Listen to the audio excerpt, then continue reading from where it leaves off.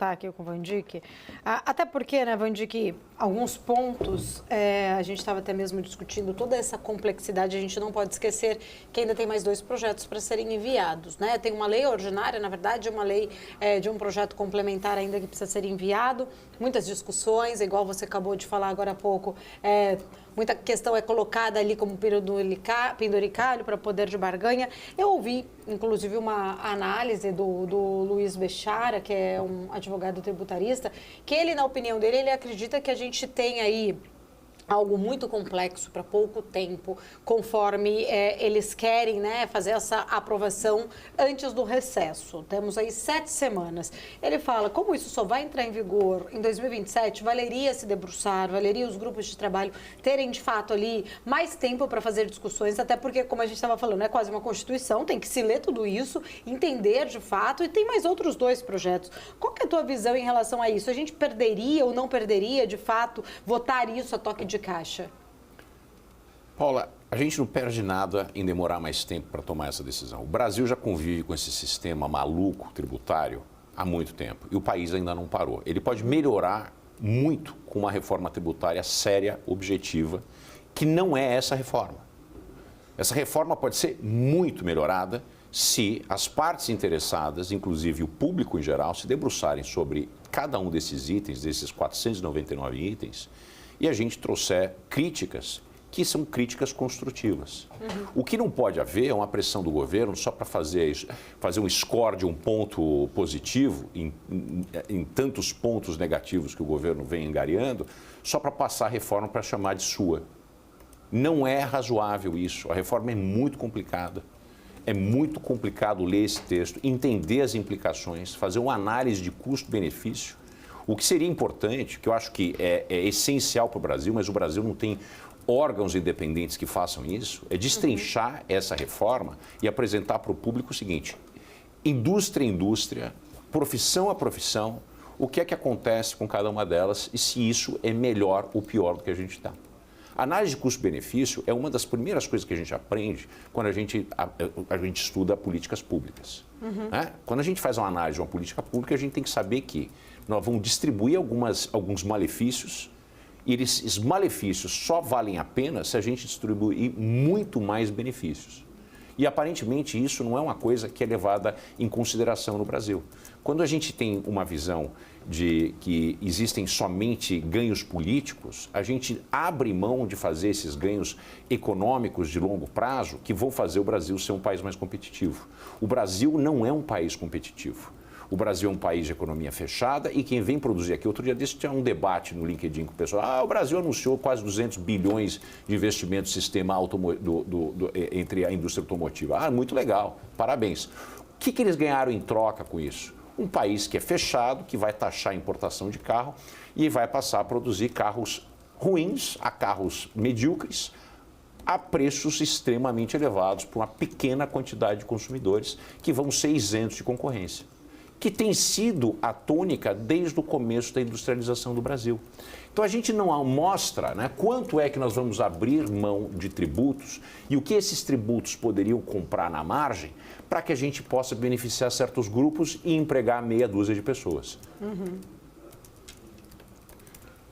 Posso mudar de assunto? Total, fica à vontade. É porque a gente está, Vandique, num momento importante também. Claro que a gente fala de reforma tributária, a gente tem que debruçar um pouco sobre esse tema, mas hoje hoje é um dia bastante importante também na questão da Petrobras, que está às voltas aí, daqui a pouco, 13h, começa a Assembleia Geral Ordinária dos acionistas para definir se vai distribuir ou não vai distribuir aqueles 50%. Num momento, se imaginava que estava um pouco mais tranquilo pela definição do Conselho de Administração em distribuir, mas dentro, né, dos acionistas ali, né, de blocos de interesse, tem bastante disputa. Queria entender um pouco na sua visão, né? A gente sempre fala da Petrobras, a gente fala dessa expectativa, caiu muito quando esses dividendos foram retidos ali, e hoje pode ser um trigger importante, pode voltar a dar algum tipo de esperança para o acionista de que a Petrobras vai continuar trilhando o seu caminho.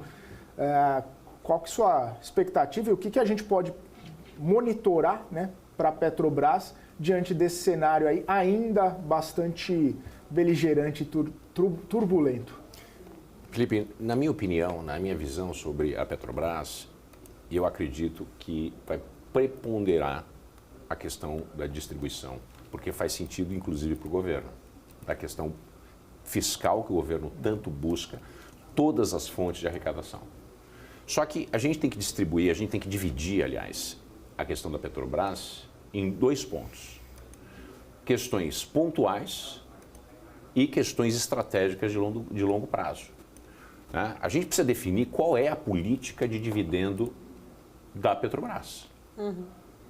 Esse dividendo vai sempre ser extraordinário? Qual é a regra para esse dividendo? Ele é extraordinário, mas quando não distribui, as pessoas fazem bico? É tipo o ordinário já foi, né? Mas é aquela coisa, você dá um bônus, aí depois você não consegue tirar mais, já não é mais bônus. Não é verdade? Então a gente tem que ter uma política consistente. Exato, faz sentido. O extraordinário, ele não pode ser extraordinário se as pessoas fazem pico. Exato. Não é verdade? Se não distribuiu. Pelo outro lado, precisa ter uma política consistente. Nós somos uma empresa que distribui porque nós queremos ser... É uma empresa do setor extrativista que vende uma commodity. Nós não estamos falando de uma Magnificent Seven. Ela precisa se esforçar para atrair a atenção de investidores brasileiros e internacionais. Está certo que ela tem especialização em águas profundas, tem uma série de pontos positivos. Então vamos explorar isso, já que é a empresa mais relevante do Bovespa.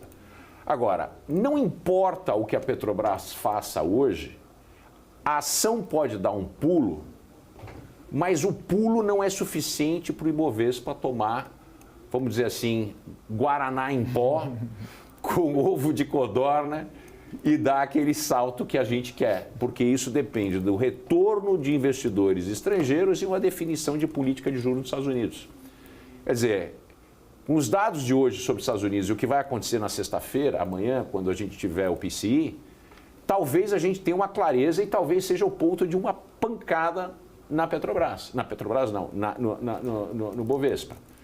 Agora, precisa ser dividido aquilo que é estratégico e pontual na Petrobras. Né? E não está claro para mim. Eu acho que a Assembleia precisava discutir esse ponto.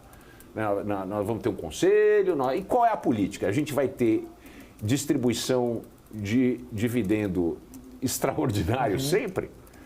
Então a gente precisa contar um pouco para o mercado como é que é a nossa estratégia. Essa opacidade, que é um problema sério na Petrobras, não é de hoje, não é só o Jean Paul Prats como CEO que não tem, né, mostrado a cara com essa política, que talvez seja um problema do próprio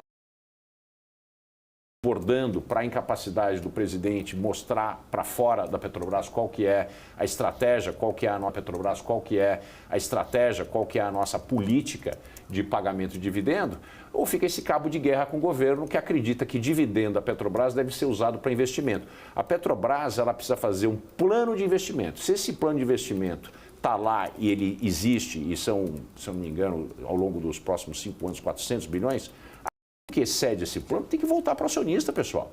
Isso é dinheiro do acionista. Não é dinheiro da Petrobras, é dinheiro do acionista. É por isso que ele está lá. É dinheiro do acionista que quer, né, de novo, para o seu bolso. Inclusive, Van Dijk, existe a expectativa, né, dos acionistas, principalmente do governo, de que não só essa metade seja distribuída agora, como a próxima metade seja distribuída no semestre que vem, justamente para equilibrar as contas, trazer um pouco mais de recursos, já que tem muita gente gastando dinheiro. Mas claro que a gente vai falar isso daqui a pouquinho, depois do nosso intervalo, porque, obviamente,